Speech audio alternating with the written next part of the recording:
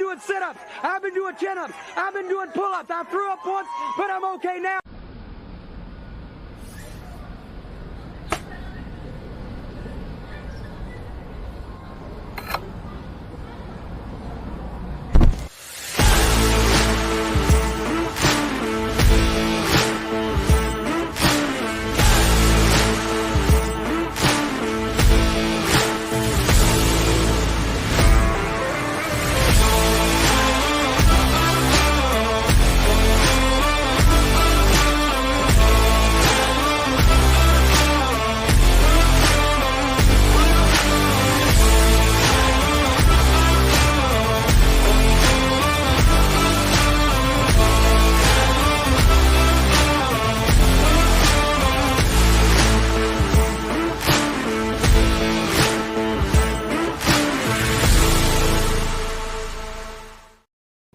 Welcome into a Wednesday edition of the Ysn Power Hour. We have the whole gang here today. DJ Yoakley, we got Richie to my left.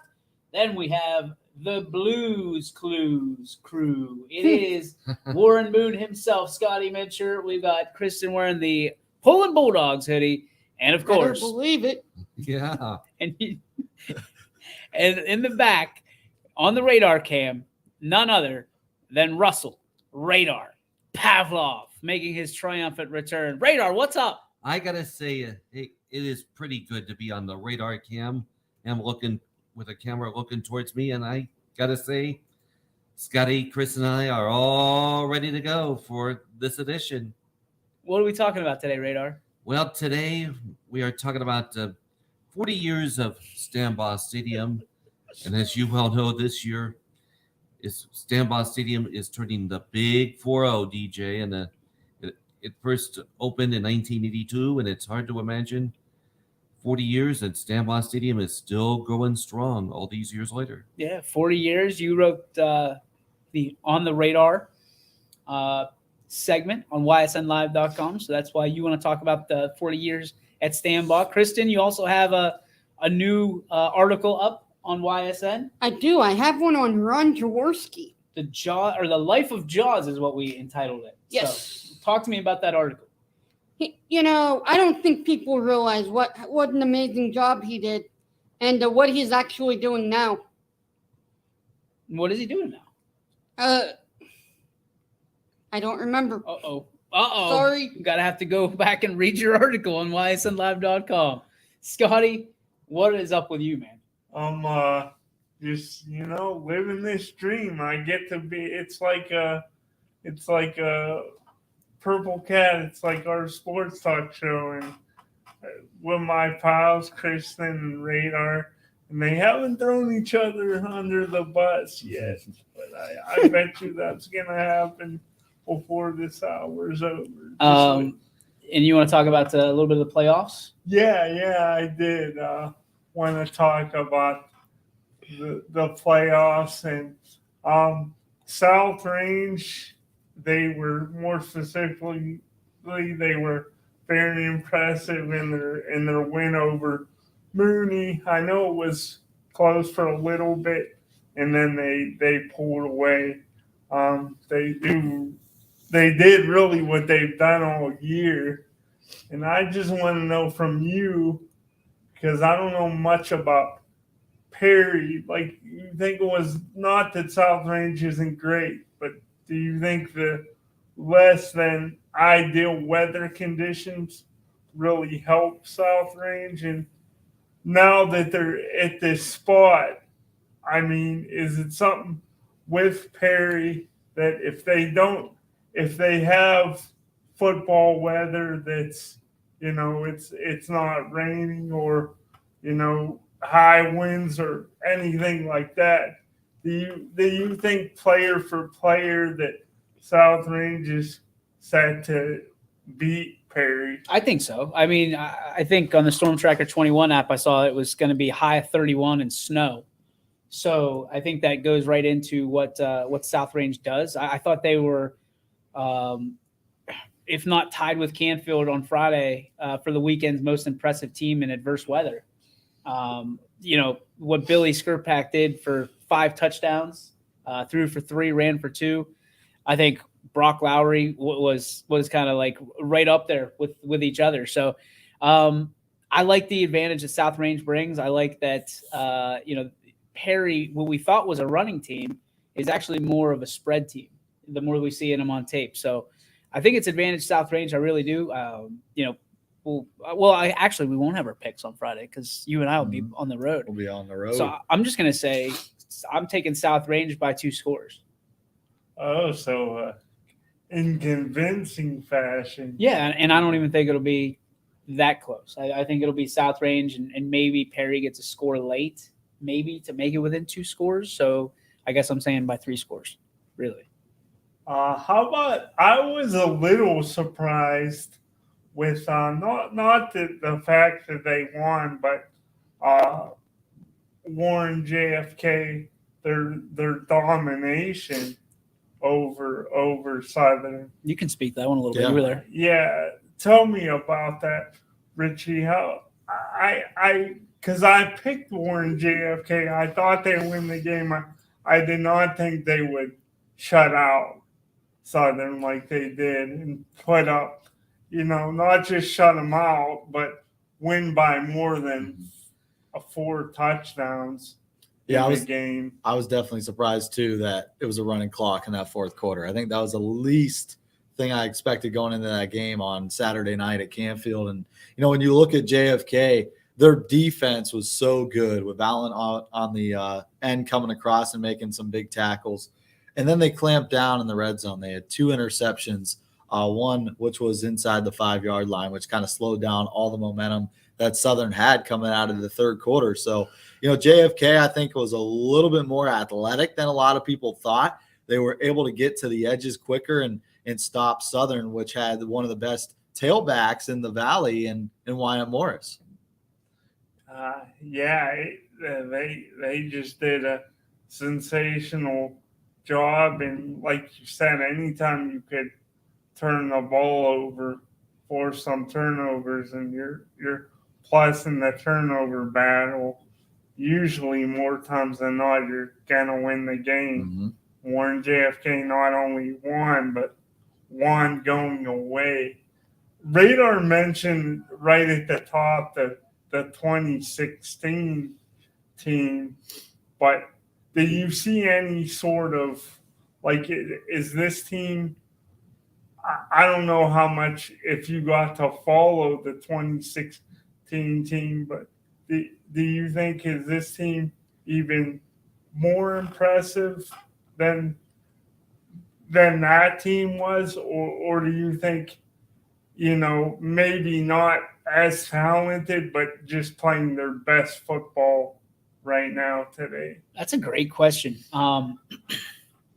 I thought last year's team for JFK was one of the most talented teams that I'd even seen. And you look at, they didn't have Cam Hollabaugh, and then you look the year before that, and then was it 2020? They were in the state title game. Mm-hmm. So, they have, they're just a perennial powerhouse, and you wonder sometimes how they do it with it as few kids as they have.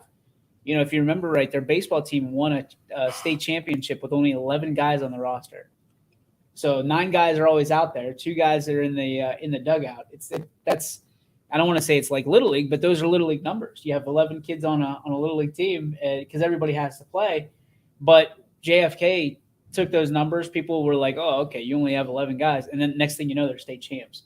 I don't think that the secret for Warren JFK is not a secret. It's they don't fear anybody.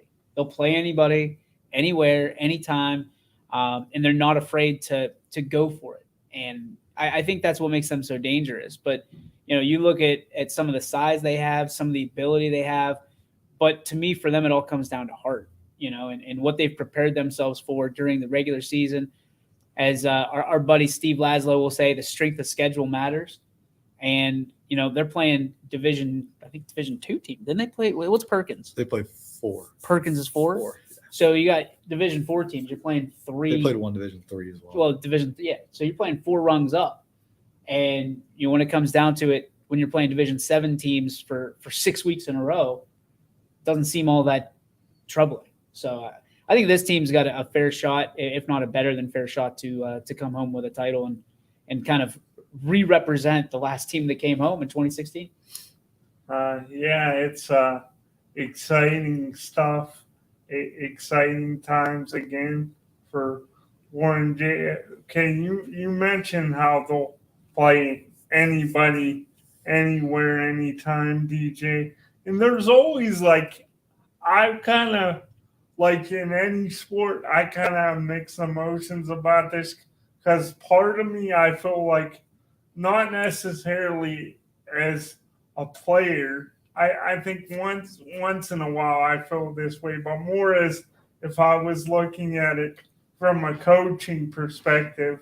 Like sometimes I think at least at the beginning of the season, I would want lesser opponents to, maybe just get a couple wins, get everybody feeling good, build the confidence at least a little bit.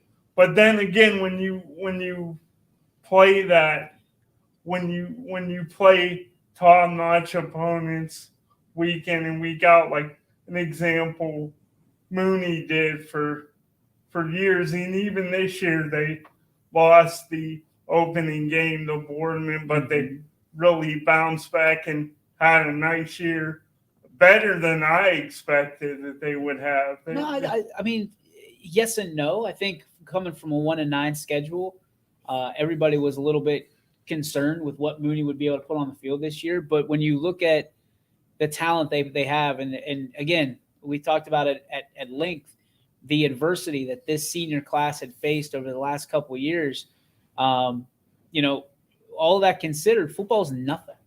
Football is very little. And if you can get through life and some of the things that they've gone through, football is easy, So from Mooney's perspective, from the strength of schedule, yeah, I think that readied them for a playoff run.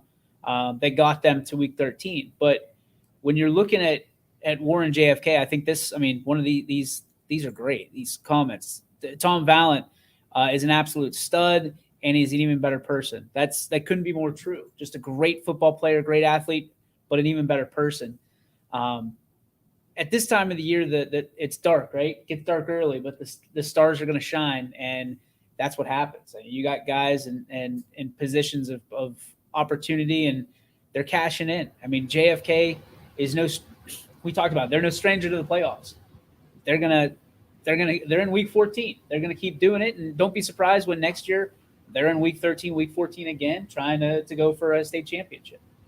What, like, in your mind, and I say this for both of you, DJ and Richie, like, obviously, with them being no stranger to the playoffs, I mean, DJ, you talked about it.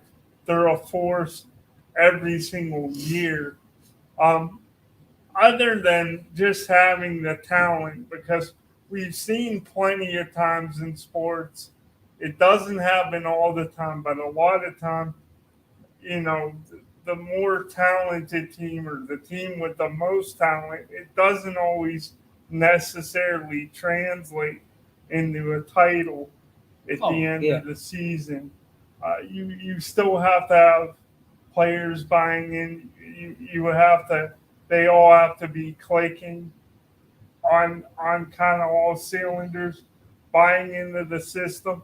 So do you think it's just more of, they've had the great players and they're used to winning, or do you think with the coaching and the way they've been coached up, when that adversity does hit, they just kind of slowly figured out that even if things aren't going our way at the beginning, we don't panic, where maybe years and years ago they weren't doing that every year. But it takes time to build a culture, I guess, is my point. So you think that goes more to just the players, or the coaches? Because I feel sometimes coaches, they get too much blame when a team loses, maybe not enough credit when a team wins. But what are your thoughts on on culture and winning programs and the talent versus the coach? I think it all starts with the head coach. You see a lot of programs around this area who have, great head coaches, Dan Yeagley, Mike Pavlansky, and see what their programs have done in the last 3 or 4 years. Like South Range and Canfield, football-wise, have both made playoff runs in each of the last 3 seasons. It all starts with coaching, in my opinion.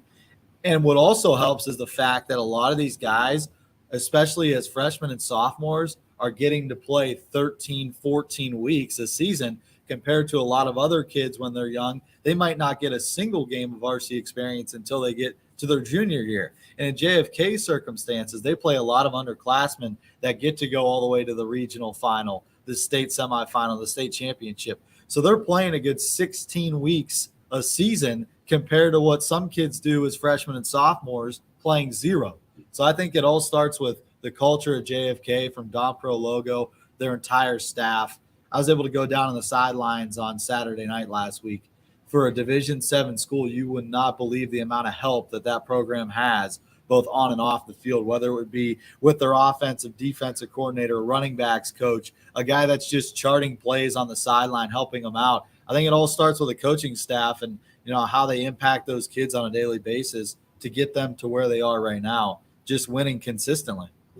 I think part of it comes down to luck, right? And that's going to sound a little bit, kind of blah, but a lot of it comes down to luck. I mean, sometimes the ball doesn't bounce your way. Sometimes you lose the coin toss. And, in some of the state championships we covered, if the baseball hits, 2 inches left rather than 2 inches right, that team might not win a championship. They might not get a runner around. But, in all games and all championships, there's a lot of preparation that goes into it, but there's also a lot of luck that goes into getting to where you want to go. Wasn't there a couple years ago, as far as football goes in Springfield, I forget who they were matched against, but it was the state title game, and wasn't there a play where there was a fumble, or it was, people didn't think it was a fumble, but it was, and then it ended up costing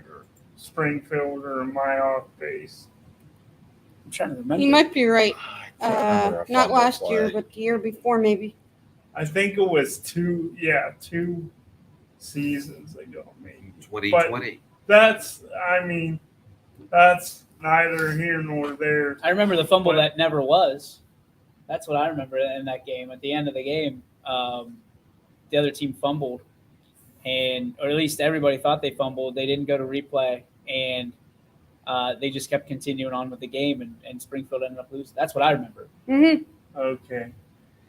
I knew there was something like funny that happened Oh, it was during the game.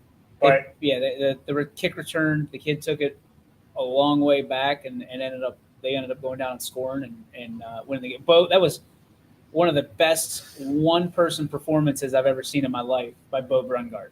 It was unbelievable. I wish Romo was here or Jamie was here to tell that story, because that was phenomenal. Let's get to a comment here. Go Falcons Go says, wanted to shout out former Fitch Falcon Tommy Leskovac on an outstanding career playing football at Mercyhurst University. Tom was not just a great football player, but a great person. And also, we are so proud of our former Falcon. Chris Sigler says, culture also shows in the hallways of the school, not just on the field. And I think there's a lot to that one, too. Yeah. And also one more thing, really, on the Warren JFK a little bit.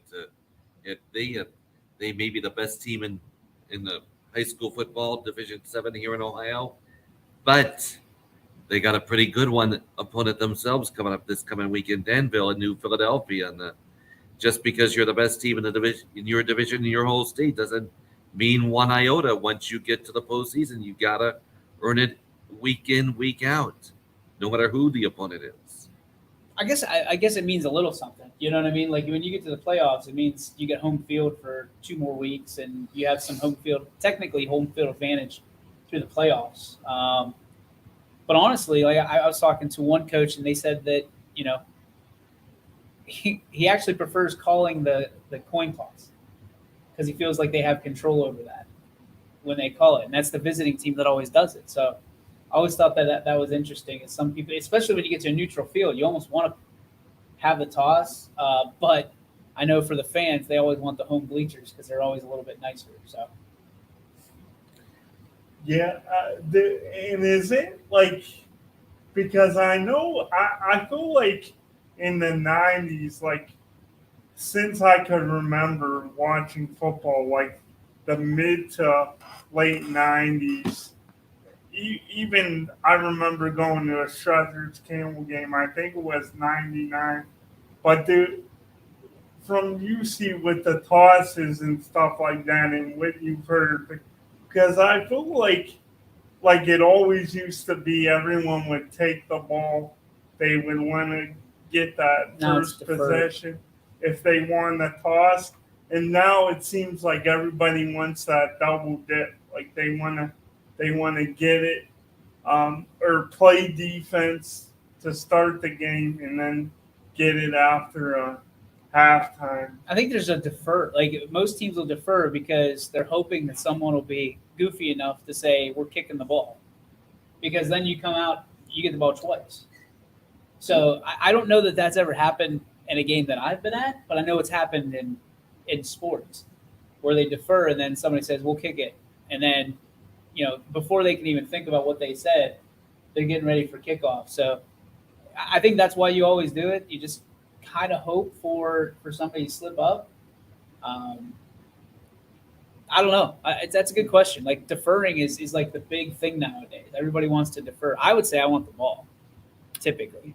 I'd want to kick because I like that double dip there at the end of the first half, start of the second half. Score the football, get the football. The old Tom Brady move. I think it has a lot to do with how the game will go in the second half. So I do like I like playing defense first. I'd always like playing defense first. You just feel comfortable because you kind of see where you're at defensively. Because if you could hold a team scoreless on that opening drive, it's going to say a lot about how the game goes because you could give the other team a lot of confidence if they score first.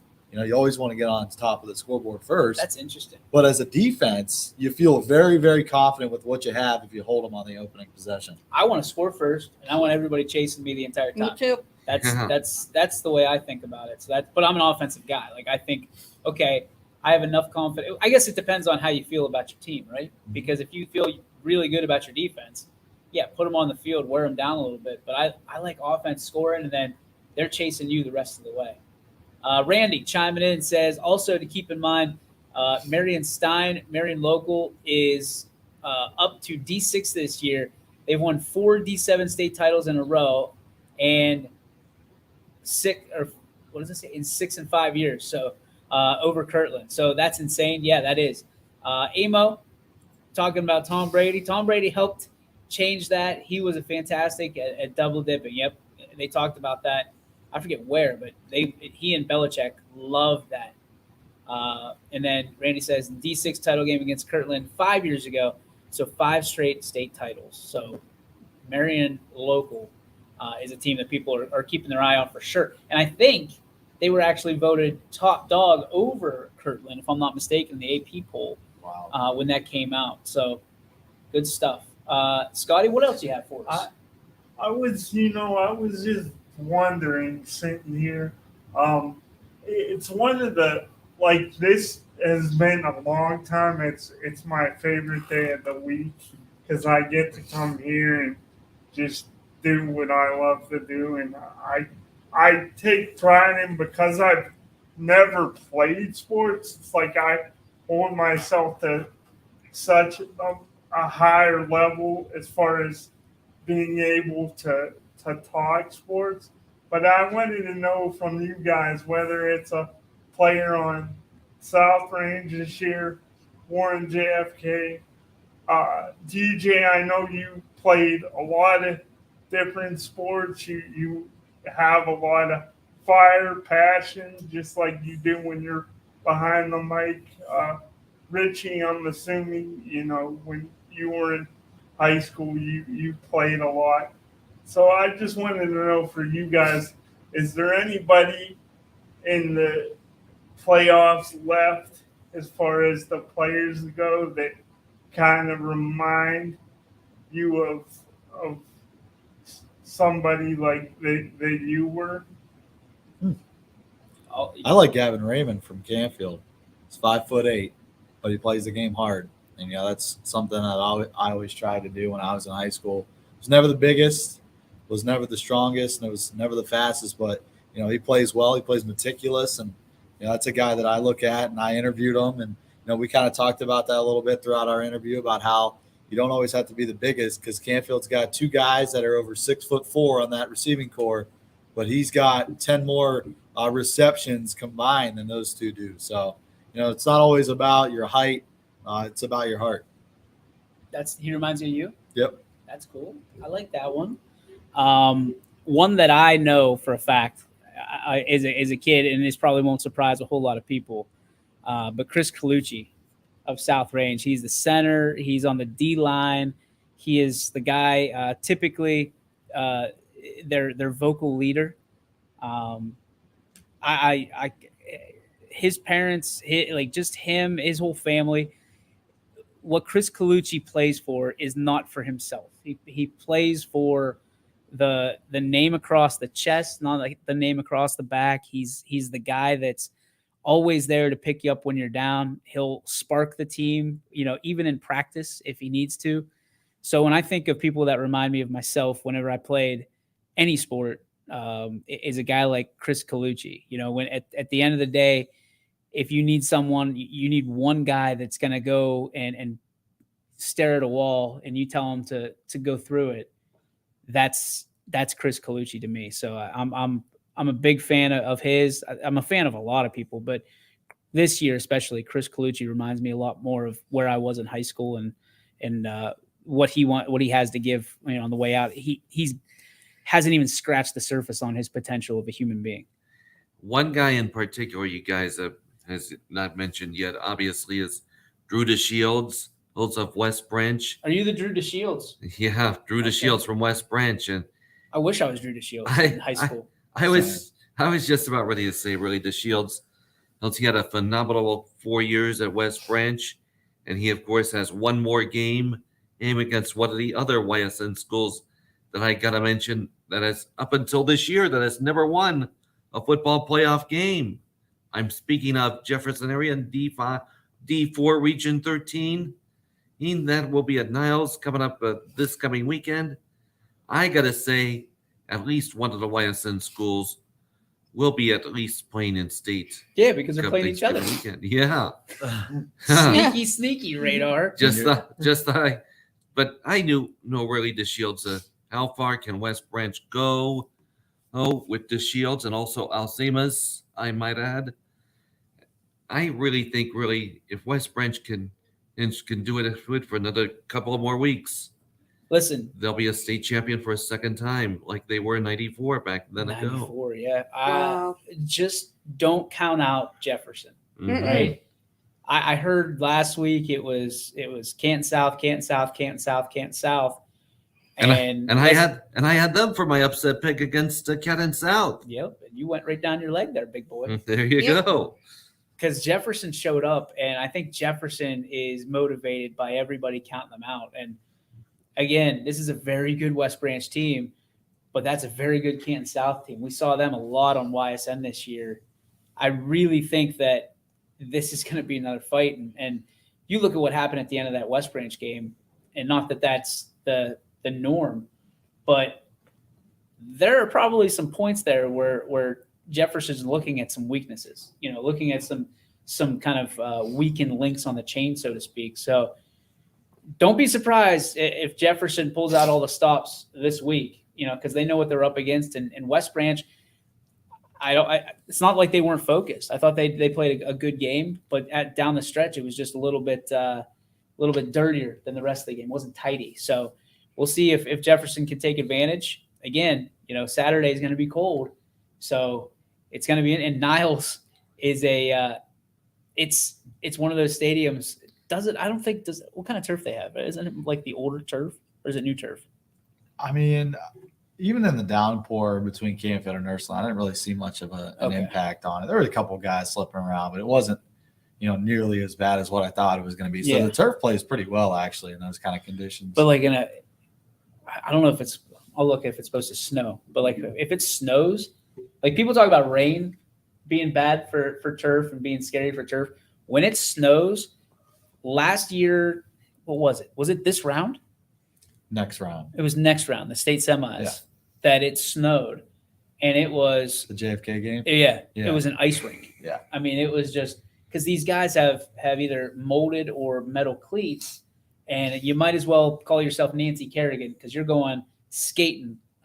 Whenever you start somewhere, that's where you're going. It's hard to cut when it starts snowing. So it'll be interesting. But if we're dealing with snow, you're dealing with a little bit different situations than if it's just raining.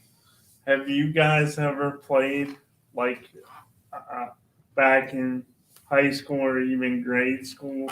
Did you guys ever play in Like the snowballs? snow? Yeah. Oh yeah. Oh yeah. I'd imagine that would be a blast.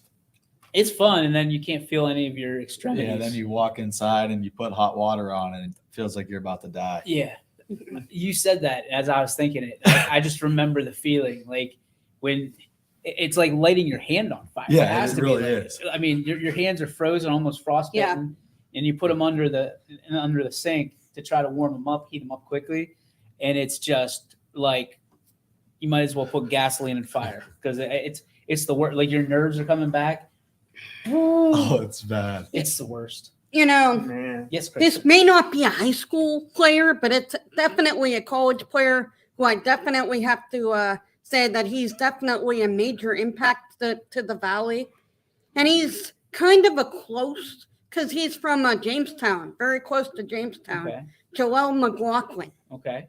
He actually broke NCAA records this weekend. Uh-huh. So I don't know how many people realized that he actually did that or knew he was even close. I knew he was close, but I was actually hoping he would have done it this coming weekend. But Why? hats off because it would have been the season that it would have been a home game. Well, in front of the Senior home day. crowd and senior everything. day. I don't know. I think it's cool anytime you can get a record. Yeah, absolutely. You know, like And- and it was on. No, it wasn't televised locally. It was televised in general, but it wasn't televised locally. So And actually, he broke the school record too that day too. yeah, I mean, So he's got two Oh. records in one day. That's phenomenal. over 8,000 yards rushing, the Mhm. all-time NCAA rushing leader. Yes. At any level, right? I Put mean, him- that's nuts. Put him That's in the new video absolutely game. crazy. Yeah, well, that's the thing that sucks is he won't be in the new one. The new video game comes out next year, and he won't be in it, which kind of stinks. But congratulations to him. I mean, we want to see him playing on Sunday somewhere. You know, I'd be over the moon if the Steelers were able to snag him somewhere. Yeah, I already know that he's going to the Senior Bowl, so I've got a pretty good feeling he's going to be somewhere. Yeah. Where, in your wisdom, where's he going to get drafted to? Wherever he can, I follow teams to anywhere. I was even watching Kevin Rader when he was with Pittsburgh for a while. And now he's with Tennessee. Yes. So I'm watching Tennessee, Texans, and the Colts right now because all three of them have YSU players. Who's on the Texans? Rivers. Ah, okay. Derek Mhm. Rivers. Mm-hmm. And then Andrew Ogletree is with the Colts. Ah, That's right. very cool. Is Simon, is he out of the NFL? Has he been out? Yeah, John is he Simon? done? John Simon. I think he is. I know he popped up for a while there. He was on the Steelers last year, 2 years ago, something like that. Yeah. So- I know he was with the Patriots for I a long was- time. Yeah, he Curious. won his championships with the Patriots for sure. Yeah, I know he was in YSU. Yeah. But I was just curious. Yeah. One thing, if we can, DJ, Your show, man. We're just sitting here. I just wanted, do you think, as far as this Jefferson and West Branch goes, do you think for Jefferson, I'm not saying you're going to totally shut down a guy like Drew DeShields, but do you think it comes down to if they contain him, in a way neutralize him, it's as simple as that for Jefferson? I think- not let him go off, or do you think there's much more to the game than just Drew DeShields? Yeah, I think they have a lot more. Boston Molnick's a guy that's done wonders in the second half of the season for West Branch on the ground. So you also have to consider their running threat. And then they've got guys like Martig on the outside and a couple other receivers that have done great things for Drew DeShields. So, even if they do put a spy on him, don't let him get out of the pocket and run all over you. I think that West Branch will find a way to adapt to that and still get the ball out quickly to the receivers on the outside and make some plays, maybe even some delayed screens. And then, of course, you got Molnix who can run the football as well. So it's very difficult to stop this West Branch offense. The defense has given up some points in the last couple of weeks. So Jefferson, I think, will be able to score a lot in the regional final. But, I think West Branch, with their offense and Drew DeShields, which I'm hearing is starting to get healthier as the weeks go on, is only getting better. So I think it's going to be a great game. But for Jefferson, there's more than one guy I think you have to circle when you're, looking at the week and you're a defensive coordinator trying to draw up some plays against the Warriors offense. I also think that, it's easy for people to just look at Drew DeShields and circle him and say, this is all we have to stop. I mean, Drew is, yes, he can be a one-man wrecking crew at times. We've seen and we talked about quarterbacks going back to before week one.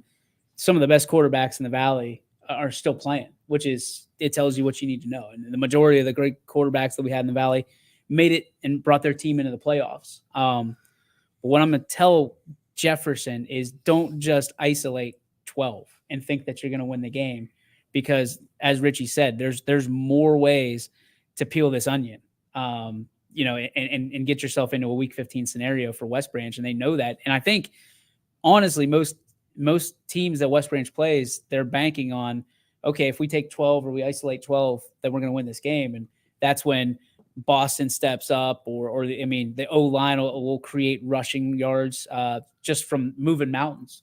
So I'm looking forward to it. I think if I was talking to Coach Hanna, I think, and I'm not a guru by any means, but I think go in expecting that you're in a shootout, because you've got Hitchcock on the other side that is a quarterback. You've played him different places.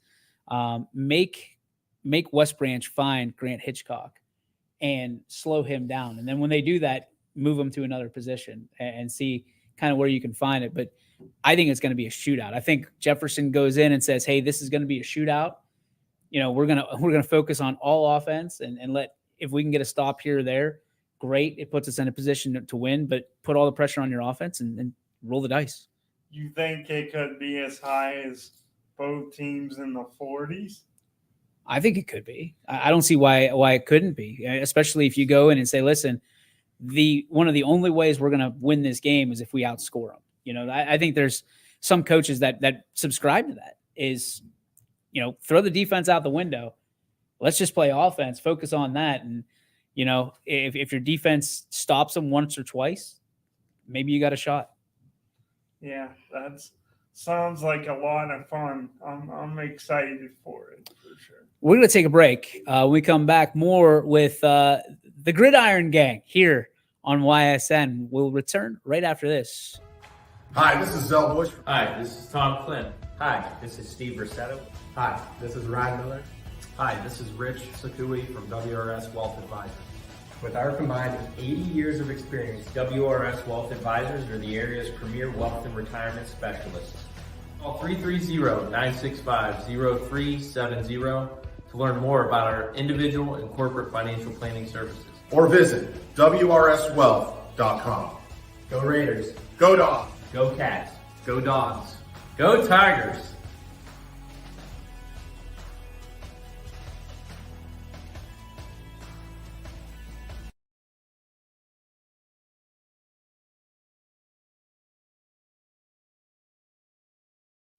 Jimmy Sutton here, Director of Isle, Purple Cat, and Golden String. We are happy to support YSN and two of my favorite people, Scotty Mincher and Super Dave O'Malley. We are an agency that provides services for adults with disabilities.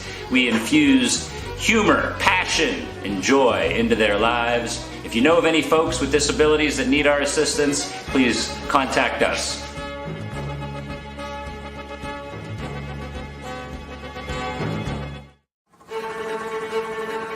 reliability, innovation, scale. These 3 values are those we look forward to in our business and in our team. If you're ready for a reliable employer who looks constantly to think outside the box in big ways, we're ready for you. Apply now. Help us push the envelope and deliver success. Envelope 1. Take that one extra step. Winter, spring, summer, and fall. Mill Creek Metro Parks is your park for all seasons. Make a memory in the park. Plan your visit today at millcreekmetroparks.org. Welcome back to the YSN Power Hour, powered by Toyota of Warren. We want to thank Tino and the whole gang out there for being the title sponsor officially here on the YSN Power Hour and all across YSN. So thank you guys so much for being. I mean, this is big deal. It was like huge news for us because when somebody title sponsors one of our shows, it means they believe in it. And this is just for us. This is just a bunch of dudes and Kristen, with all due respect, gals getting together, and talking about sports. So thanks to the Toyota of Warren folks, and we're looking forward to making you proud each and every day here on your sports network. All right, Radar, we've held it back long enough. Mm-hmm. Let it fly, man. What are we talking about? Well, on my little article that I did for ysnlive.com, it is already posted. It is titled 40 Years of Stambaugh Stadium. And my golly, hard to believe it's been 40 years this year since Stambaugh Stadium opened its gates. It was September 4, 1982. It was when YSU played host to their then main rivals back in the day. That would be Akron. Akron spoiled YSU's opener that day, 20-19. It has seen plenty of great moments, not only from YSU, but also plenty of high school football moments. And I know my good friend, and who is in front of me, Kristen Seidler, she has seen her fair share of YSU games over the past so many years. Listen, I really can say that there were great moments from YSU, even long before or than days with Kristen Seidler's article on the Polish rifle named Ron Jaworski, I might add. But which Kristen will get to in just a moment. But seriously, there have been great YSU student athletes that have performed for YSU football at Stambaugh Stadium over the past 40 years. There's, including, by the way, Jaleel McLaughlin. You might throw in Jeff Wilkins, who later kicked well for the pros, and then you might throw in Market. Got other guys like Tommy Mason and so many others. The highlight for me for YSU football at Stambaugh Stadium would have to be a couple of factors. One, we all remember many of you remember the great Herb Williams reception in that 91 then Division I AA playoffs against Villanova that set up Wilkins's game-winning field goal that helped launch YSU into their first ever national championship. And then 1994, or who can remember that year, the greatest ever for YSU football, I might add, had particularly in that great postseason run when they beat the late Steve McNair and Alcorn State, when they beat Eastern Kentucky in that dramatic game-winning touchdown.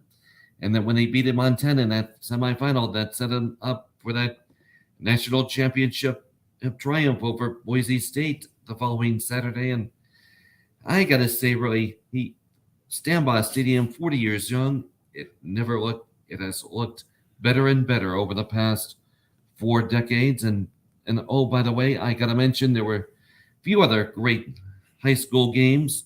Obviously, the Holy War between Mooney and Ursuline, the one Kristen, Scotty, and I have been to in the past. And then there were great high school football postseason action, most namely the 1984 or Division II playoff battle between Ursuline and Steubenville, which Steubenville won 8-0 en route to Steubenville's first ever state title that year. And then 3 of the 4 were years that Moody and Campbell Memorial met in postseason action between 86 and 89, with Campbell Memorial winning 2 of those games.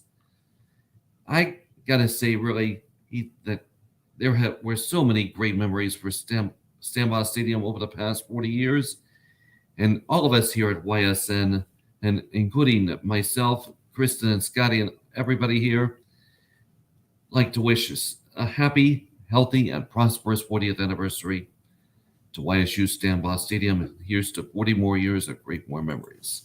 Hey! I felt like you were giving a toast at a wedding right there, buddy. You know, Kristen, I do you got, see that. I do Yeah, need. I thought the stadium was a real person. Shalom. Kristen, you've seen a fair share of Stambaugh Stadium memories over the past. You know, plenty of playoff games, plenty of high school games. But, you know, in 2012, I remember Northern Iowa coming in ranked in like the top 10. We had beaten Pitt a few weeks before, and we were still undefeated. And Northern Iowa comes in thinking they're going to kick our butts. No way. We were still undefeated. I remember that. To beat them. So that's just one of my favorites. Scotty, do you have a favorite A favorite moment? moment? Not. I mean, you can give a toast if you'd like Radar, but completely up to you. Favorite moment. It would probably be just to me going to my first ever YSU football game in person. And I think it was, I'm getting old now, so my memory's not as good as it used to be, but I think it was right before it was the opener of the 2002 season. They played Slippery Rock, and they got off to a slow start, but then after halftime, they demolished them. So I just had a lot of fun that night. I was jumping even back then with the cannon shooting off. I can imagine. But a lot of fun. And that first game, that'd probably be my best memory. But honestly, my favorite, and I don't know if you guys remember this guy, DJ, you might. I don't know if Richie will. I'm on the spot. But my favorite YSU player all time, Adrian Brown. I remember him. Remember that name? Yeah. I remember him. Well, Christian remembers him. Yep. She remembers him, but But Radar remembers him. I do. I just was a fan of his style. So you know, nothing against the Polish rifle. He's Polish great. rifle. Not one other game came to mind that's a YSU game. I think both of these guys remember it. We were actually on the sidelines of when we were playing North Dakota State in 2017, and the Radar check. We got to double overtime with them, so we were so close, but just couldn't do it. But that's definitely got to be in the memory box. Were you in the press conference that day? I was. So you saw that. I don't think I said anything, but no, I wouldn't have said anything either.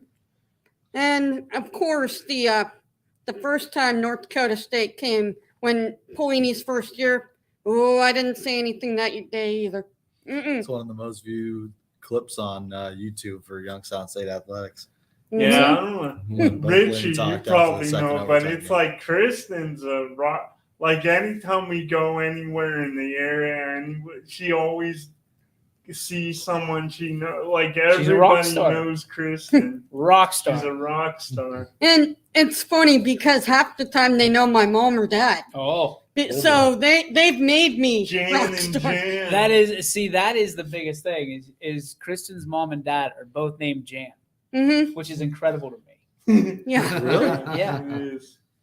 Like they both emailed me, or one of them emailed me, or just mom. And then your dad came in and introduced himself, and he said he was Jan, and I was like, oh, wait a minute. Like, I was so confused. And then you were the one that told me they're both named Jan. Mm-hmm. I've never had that happen. I've had like Chris and Christina, and Christina goes by Chris, which is kind of still a little bit weird. Mm-hmm. You know, whenever you're married to a Chris. Yeah. But, yeah, I've never had that before, so that's pretty cool. It is. Do people ever get confused when they call? You know, I was very little when they split, like maybe 4 or 5. So I don't remember that. Mm-hmm. Yeah, that would be like, how do you separate mail? You know, when I was in school, they would call me into the office all the time and be like, "What is your mom's name? What is your dad's name?" Yeah. So I would go through all that. That's the only time you ever got called in the office, though, right? Of course. That's a girl. Radar, how many times have you been called into the office? I was. Here we go. I might add a little bit. Was called to the office a couple of times, but that was during my days at the old West Elementary School on the west side of Youngstown back then. Did you get whooped? I remember that. Really, but it taught me a lesson that you have to be responsible really for everything. And, yes. And I might add a little bit with YSU's. Wait, we got to put this to bed first. The old going to the office. What did you get called in the office for, Radar? I want to know. I remember one time really it was in late February 1992, and I remember it was getting tardy to the office a little bit, and I remember being tardy to the office. To school it was a gym session. I might. You skipping school? Were you playing hooky? No, I was not. But I was just gonna get ready to say, you add when you get sent to the office, it's really the worst thing that you can imagine. I can't imagine you being in trouble though. What about jail? Yeah. You think that's worse? Radar, if you were in jail, who would be your first call? My first call? Or your only call, I guess. It would be seriously my parents if they were around. What would you go to? What do you think if you had to guess you would go to jail for? Like if there's one thing you would go to jail for? For doing something wrong. Okay. And that's the bottom line to for stealing Super Dave's car. But seriously, my advice to everyone out there: please stay out of trouble. There it is. Nice. All right, Scotty. How many times do you get called to the office? Called to the office. You were a troublemaker. I really wasn't. I think one time I was like goofing off with this. We had a substitute teacher, and I kind of gave her hell and was just like making funny noises and stuff. Like I was kind of acting like I was lower functioning. Oh, that's not nice. Yeah, it wasn't very nice. You've been called to the office at YSN before. I have. Yep. Yeah. When you tried to throw down with Anthony. Yeah, that was. You had a couple too many drinks, and you were trying to scrap. Yeah, I mean, I was ready that night. You were ready. I was ready to go, man. I didn't know. I didn't know if I was gonna end up hurt, but I was willing. You couldn't feel anything at that point. That risk, yeah. You were feeling good. The icy light Sundays. Yeah, I was feeling good. Yeah, I do miss me and who is it? Eric, who works. Oates. Yeah. Yeah, he brought the icy light. We would you love it. Back. I do miss that. Yeah, everybody misses drinking. What would you if you were in prison? What would you be in prison for if you had to guess? Like if you got put in the slammer for the night, what would it be for? I would say solicitation. Oh no! Oh, I did it to myself there. I opened that door. I opened. Oh gosh! I opened the door. Scotty's gonna be tailed on the way home. God. All right, we're gonna get to our Joe Dickey Electric. What's your spark? While we calm Scotty down, we'll be back just in a second.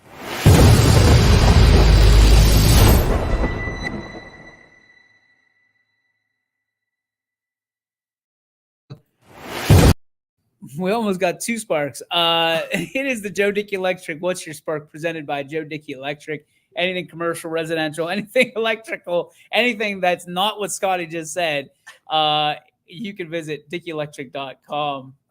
Man, who wants to start off the sparks today? Who's got a good one? I got a good one. Oh, here we go. So this is my spark, and it has to do with the Cleveland Browns. I don't think it's a surprise. But it's like, I continue to support this team. I've gone to every home game aside from maybe one this year. And it's not like I didn't think the season was already over before the Bengals win, but it's like the Browns, they always got to tease and think, okay, even if we're not going to be necessarily good, we'll at least be competitive. And they go out and they demolish Cincinnati, but then they follow it up with a week off. They get everyone back and healthy.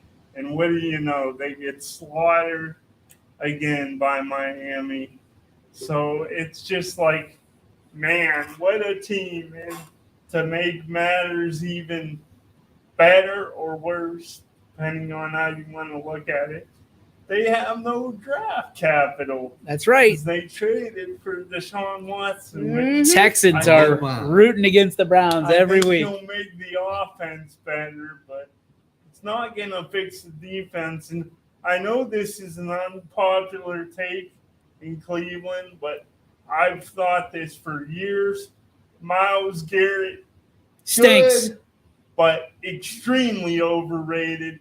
Can't hold a candle to TJ Watt. That's right. So, finally, somebody says it other than me. And I hate to say this because I hate not that this would give you, make you happy in Pittsburgh, but I do see the Browns finishing last in the division. I think the Steelers get them that second game. It's going to be interesting. It's going to be interesting. Kristen, what's your spark? Again, Joel McLaughlin. I know it happened Saturday, but it's still a spark to me. And honestly, everybody out there, that's going to be my next article. So I've been writing about him all day today. Look at that. When's that going to go up? I don't know yet. Oh, keeping you in TBD. TBA. All right, Radar. Let's wait a minute. Let's get Radar Cam. Give you the proper due. Here we go. Go for it, big fella. All right, thank you very much, DJ. I have a couple of sparks I might add. One being, our personal congrats also to a fellow by the name of Tito Francona, who was named the American League Manager of the Year here for a great year the Guardians that had during this past baseball season. And two, I might add, that we wish all of our 5 YSN schools the best of luck in the upcoming weekend, the football playoffs. Just at least one, maybe more, maybe playing on Thanksgiving weekend and for that week number 15. And lastly, speaking of Thanksgiving, Kristen and I would like to join in along with Scotty, who will be here next week, but Kristen and I would like to join in wishing everyone a happy and peaceful Thanksgiving holiday. Yeah, happy Thanksgiving. Hope everybody has a nice Thanksgiving with their family and friends and have a good time.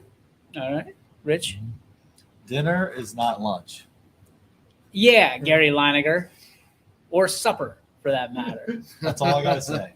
Dinner is not lunch. I heard you guys talking about it earlier. I feel like the only people that say supper are 65 and older. Oh, he's 65.